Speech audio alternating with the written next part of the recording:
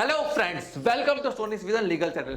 मैं हूं भापरे सिंह सोनी। आज मैं आपसे बात करूंगा डेटा प्राइवेसी पॉलिसी के बारे में। कौन कौन से नए अमेंडमेंट्स आए और देखिए आज के टाइम में जितने भी लोग स्टार्टअप कर रहे हैं, बिजनेस को रन कर रहे हैं ना, ऑनलाइन डेटा जो आप कलेक्शन करते हो उसका ध्यान रखना बहुत ज्यादा जरूरी है। अब गवर्नमेंट ने digital personal data protection act 2013 में ही हिंदुस्तान के अंदर लागू कर दिया है, जिसको हम शॉर्ट फॉर्म में बोलते हैं डीपीडीपी एक्ट 2023। अब देखिए हिंदुस्तान के अंदर पहले पेनल्टीज नहीं थी डेटा ब्रीच को लेके। इस चक्कर में काफी सारी कंपनीज डेटा को लीक कर रही थी। अब हिंदुस्तानी गवर्नमेंट बहुत एक्टिव हो चुकी है। बीजेपी गवर्नमेंट इस समय काफी अच्छे स्टेप्स ले रही है इन सब चीजों को प्रोटेक्ट करने में, प्रमोट करने में। देखिए आज के टाइम में अगर आप डेटा ब्रीच करते हो ना, तो मिनिमम 10,000 रुपए से लेके 200 करोड़ तक की पेनल्टी लग चुकी है। और देखिए आज के टाइम में अगर आप मेजर डेटा ब्रीच करते हो तो 250 करोड़ तक की पेनल्टी लग सकती है, या फिर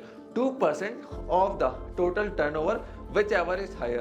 अब हिंदुस्तान के अंदर बहुत तेजी से डिजिटलाइजेशन हो रहा है, नए नए स्टार्टअप्स आ रहे हैं, बिजनेसेस आ रहे हैं, जिनको इस एक्ट का ध्यान रखना जरूरी है। क्योंकि आप जब वेबसाइट बनाते हो उस पर एक फॉर्म भरवाते हो, यूजर्स के कुकीज को कलेक्ट करते हो, तो ये डेटा उन सब पे लागू होगा जो ऑनलाइन डेटा कलेक्शन कर रहे हैं, प्रोसेस कर रहे हैं और उसको स्टोर कर रहे हैं। अगर आप ई कॉमर्स बिजनेस कर रहे हो, ऑनलाइन सर्विसेज प्रोडक्ट्स बेच रहे हो, तो आपको इस एक्ट का ध्यान रखना बहुत ज्यादा जरूरी है। अब देखिए बिजनेसमैन के लिए डेटा कलेक्शन के 4 सोर्सेस होते हैं।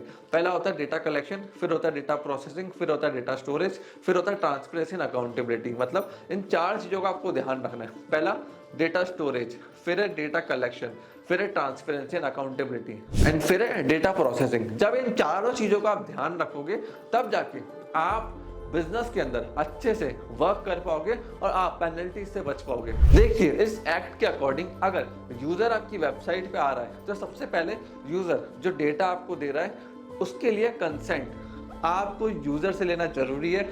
अनकंडीशनल ये कंसेंट होनी चाहिए और इन्फॉर्म्ड होनी चाहिए। प्लस आप इंग्लिश लैंग्वेज को यूज कर सकते हो, या आप लोकल लैंग्वेज को इंग्लिश लैंग्वेज के साथ साथ यूज कर सकते हो, जैसे हिंदी, पंजाबी, कन्नड़, गुजराती। मतलब समझा देता हूँ कि जितने भी आपकी लैंग्वेजेस हैं एडिशनल लोकल आप उसको यूज कर सकते हो। इंग्लिश में होना जरूरी है, जो इंटरनेशनली लोग पढ़ते हैं और सब इजीली समझ जाते हैं। साथ साथ यूजर के सपोर्ट के लिए एडिशनल लैंग्वेजेस भी आप उसको प्रोवाइड कर सकते हो। और जो आपको डेटा प्रोवाइड कर रहा है उसके पास पूरा राइट है कि वो एनी टाइम अपनी कंसेंट से आपके पोर्टल से डेटा विड्रॉ कर पाए।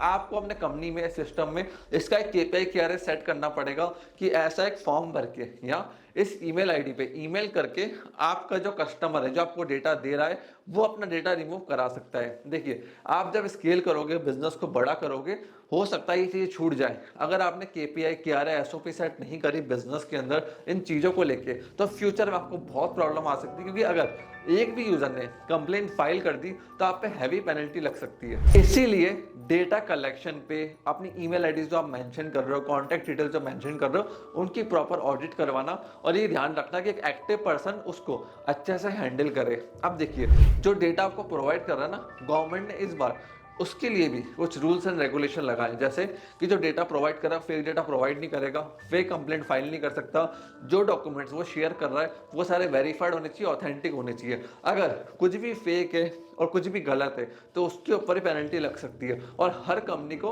कंसेंट मैनेजर अपॉइंट करना है। जो कंसेंट मैनेजर का काम ये रहता है कि चेक करना कि कम्युनिकेशन प्रॉपर हो रहा है, डेटा कलेक्शन सब कुछ सही कर रहा है। आप देखिए अगर आप कंसेंट मैनेजर को हायर करते हो, आपके टर्नओवर्स काफी बड़े हैं, तो आप JD में मेंशन कर देना कि जो भी आपका कंसेंट मैनेजर है ना, वो एक तो बोर्ड के साथ रजिस्टर्ड होगा, बोर्ड का वो टाइम टू टाइम अपडेट करेगा, कस्टमर्स का ध्यान रखेगा और वो हमेशा अकाउंटेबल होगा। अगर कंपनी के अंदर कभी भी डेटा ब्रीच का केस सामने आता है तो कंसेंट मैनेजर को ये भी देखना है कि अगर कोई बच्चा प्लेटफॉर्म पे आ रहा है तो बच्चा अपनी कंसेंट नहीं देख सकता है, उसका गार्जियन उस समय कंसेंट देगा। तो वो चीज मैनेज करना, अच्छे से देखना बहुत ज्यादा जरूरी है। अगर डिसेबल्ड पर्सन है या फिर चिल्ड्रन है तो वो अपनी कंसेंट नहीं दे सकते।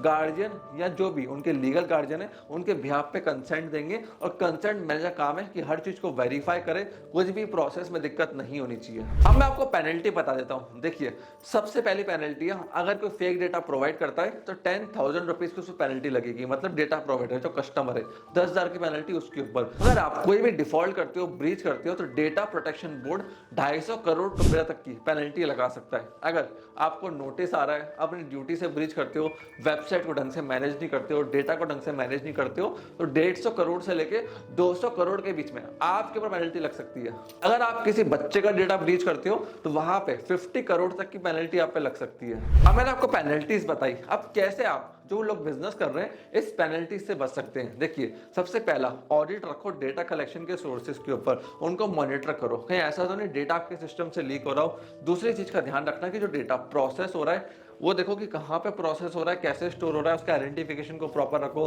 Servers time to time maintain हो रहे हैं नहीं हो रहे, privacy policy terms and condition में मेंशन करो कि सर्वर्स हमारे नहीं है, GoDaddy के, AWS के या थर्ड पार्टी के।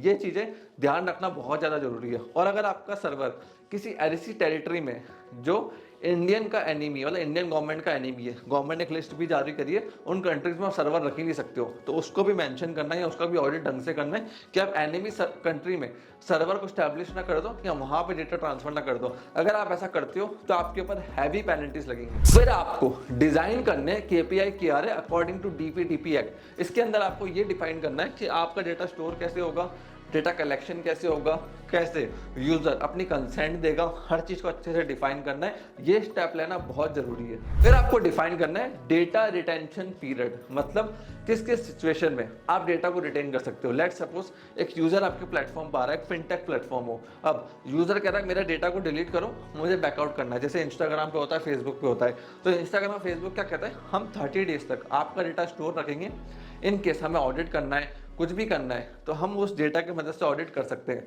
फिर उसके बाद हम आपके डेटा को प्लेटफॉर्म से परमानेंटली हटा देंगे।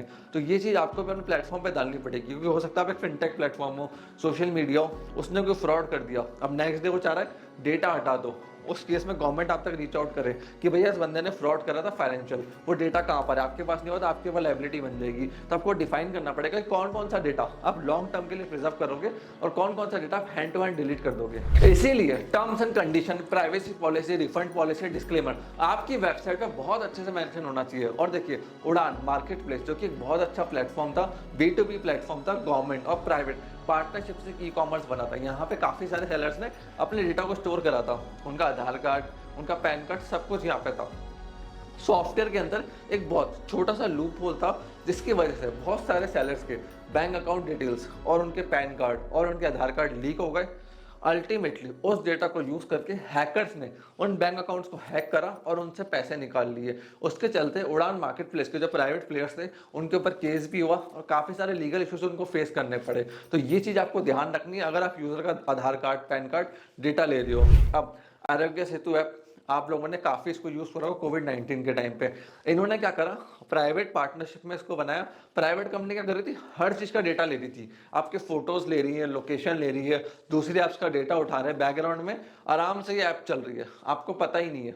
उस समय भी इस ऐप के ऊपर केस हुआ था, काफी प्रॉब्लम्स जो प्राइवेट प्लेयर्स थे इस ऐप में उनको फेस करनी पड़ी थी। तो आप बिना परमिशन के यूजर्स के प्राइवेट डेटा को नहीं ले सकते हो, ट्रैकिंग नहीं कर सकते हो, यूजर से हर चीज की परमिशन आपको लेनी पड़ेगी। पेटीएम KYC लीक में भी यही हुआ था। 300 मिलियन फिनटेक यूजर है पेटीएम के पास जिन्होंने KYC करवा रखी है, काफी सारा डेटा लीक हो गया। RBI ने पूरे मामले को ऑडिट करा और कहा कि पेटीएम ने अच्छे से मिसजॉन नहीं लिया, स्टेप नहीं लिया, जिसके चक्कर में सारा डेटा लीक हो गया और अल्टीमेटली पेटीएम के ऊपर 5.5 करोड़ की पेनल्टी लग गई। फ्रेंड्स, अगर आप लोग ऑनलाइन बिजनेस कर रहे हो ना, तो ऐसा नहीं है कि ऑनलाइन बिजनेस करना गलत है, बट आपके पास डेटा होना चाहिए, कलेक्शन सोर्स होना चाहिए, privacy policy, refund policy, disclaimer, जिससे अकॉर्डिंग टू गवर्नमेंट लॉस और नियम के हिसाब से आप चल सको। जैसे हिंदुस्तान में GST है कि आपको 18% देना है या किसी आइटम में 12% देना है, तो आपको हर मंथ जमा कराना ही है।